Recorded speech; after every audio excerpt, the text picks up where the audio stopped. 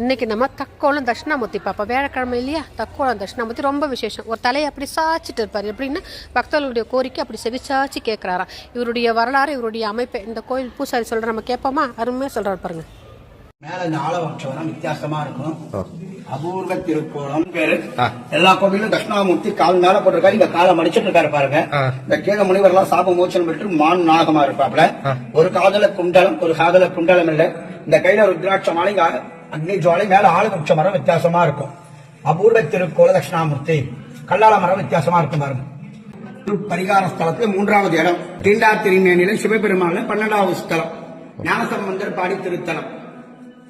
எக்கோலானும் தக்கோலத்துக்கு போகணுன்னு சொல்லுவாங்க. தக்கோலத்தில் இருக்க தட்சிணாமூர்த்தி வந்து நம்மளுடைய குறைகள்லாம் செவிசாச்சு கேட்பாராம். அதனால் எந்த கஷ்டமாக இருந்தாலும் தக்கோலத்துக்கு போய் தட்சிணாமூர்த்தி வேணும்னா ஞானமும் கிடைக்கும், உலகில் நல்ல பயன்களும் கிடைக்கும்னு சொல்கிறாங்க.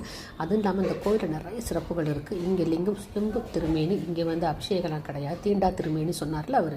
அதே மாதிரி இங்கே நந்தி வாயிலேருந்து தண்ணி கங்கை நீர் வந்துக்கிட்டே இருக்கும். கருவறையை சுற்றி அப்படியே போகுங்க. அருமையான ஒரு இடம். இங்கே லிங்கமும் விசேஷம், நந்தியும் விசேஷம், தட்சிணாமூர்த்தியும் விசேஷம், தீர்த்தமும் விசேஷம். பெண்களுக்கு வந்து இங்கே குழந்தை பேருக்கு அதுக்கும் இங்கே வழி வகுக்கிறாங்க. அதனால் கண்டிப்பாக நீங்கள் தக்கோலம் தட்சிணாமூர்த்தி தரிசனம் பண்ணுங்க.